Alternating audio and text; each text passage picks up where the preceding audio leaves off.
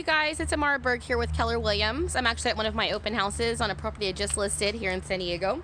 And I thought I would make a quick video while I have a few minutes of free time and answer a question that I get all the time from my clients and friends and family members when they're trying to make a big decision about, should I sell my home or should I rent it out? So the scenario is basically you have a property, you want to make a move, whether it's you're looking for a larger home, maybe you're looking for a different neighborhood because your kids want to be in a different school, or you're looking to downsize. Whatever the case is, you want to move, you own a home already, and you're trying to decide what you're going to do with your current property and how you're going to get to your next one, right? It's kind of important. So honestly, you guys, every situation is different, and there's no one scenario that's going to fit everybody. But I figured I could give you guys a few basic tips that maybe you can use in your own scenario to help you make the decision on whether you're going to sell your home or lease it out. So obviously, a big factor is going to depend on when you purchase your home. Sometimes homes have restrictions on the deeds, and the number one reason that is important is because depending on when you purchase is going to typically depend on how much equity you have. Obviously, your down payment is also going to be a factor. If you put down 3.5% on an FHA loan, then obviously you're going to have less equity than somebody else who put down 20% and so forth. So the first thing you're going to figure out is what's the balance of your mortgage and how does that relate to the value of your home. So get those numbers together and write them down somewhere, right? So let's say you bought your home 7 years ago for $400,000 and now the home is worth $600,000. So you have about $200,000 of equity. Great, you're in a good position. So that's first of all. Then the next thing you're going to want to look at is you're going to want to figure out the value of what your home would rent for. You guys, we're in the day of Google. Seriously, get on Redfin and look up a Zestimate to figure out the rental. Get on Zillow and figure it out. You don't need to call me. You don't need a realtor to figure out how much you can rent your home for. Look it up on the internet. And then you need to do some simple calculations and figure out what is the total cost of maintaining your property, okay? So let's say that you bought that house, that $400,000 mortgage, you put down 3.5% because you got a sweet government loan. You didn't really want to come out of pocket with a lot of money.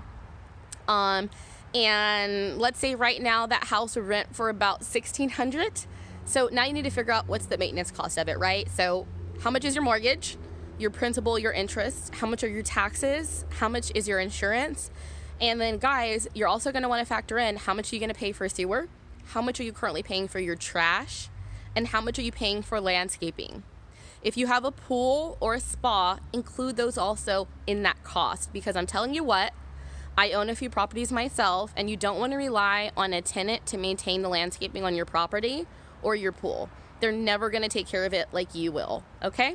So factor that all in and come up with your number, okay? Let's say that you have that number, and that number to maintain the property with your mortgage, principals, taxes, and insurance is $1,700 a month, right? So you've done your research and you know that you can rent out your house that's, let's say, worth the $600,000, right? Let's say that you can rent that out $600,000 for, I don't know, $3,000 a month. So in that case, in that scenario, you guys, obviously it would make great sense for you to lease your home instead of selling it and then buy another one. And let me tell you how I would do that with you. We would actually put your home up for lease first. We'd find you an awesome qualified tenant and we would sign a lease. Then we would work with our preferred lender who would use that lease and your rental income, which let's say in that scenario would be all your expenses were $1,700. You're going to rent it out for $3,000 a month. So you're going to actually be making a small passive income of $1,400 a month, basically. $1,300 a month, sorry. I'm also doing an open house, so I'm trying to keep my brain in 5 different places.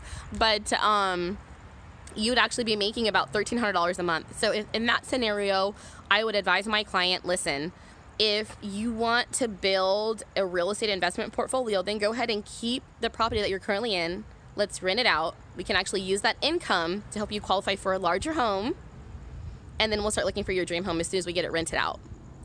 Now, in another scenario, that same scenario, right? Let's just say that you've just bought the home maybe 2 years ago. You put a low down payment.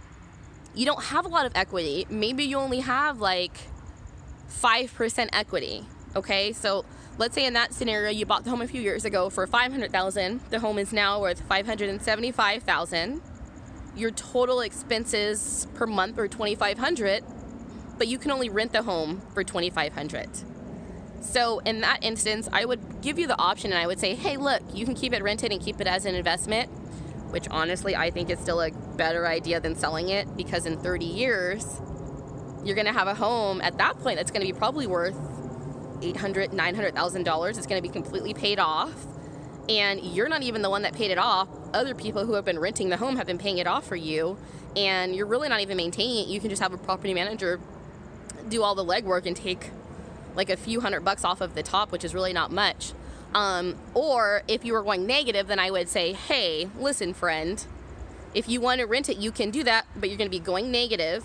And then that's also going to be negative equity that you're going to have to count against you when you go to qualify.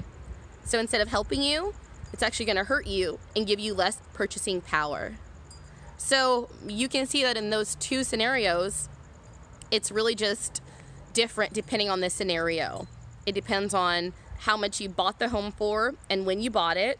It depends on how much equity you have in the property, how much you can rent it out for.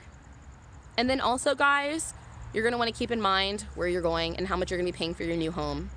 If you need more purchasing power, then if you were to rent it, you would really want to be gaining income. Otherwise, there would really be no benefit for you in that. So hopefully that gives you guys some info and some numbers that you can just jot down really fast to try to help you make a decision on what you want to do. We're selling homes every day here in San Diego with the Garcia Group, and we would love to help you if you do think it's the right time to sell. Give me a call, and I'm happy to give you a detailed estimate on the value of your property. My name's Amara Berg, and I'm with Keller Williams. Take it easy.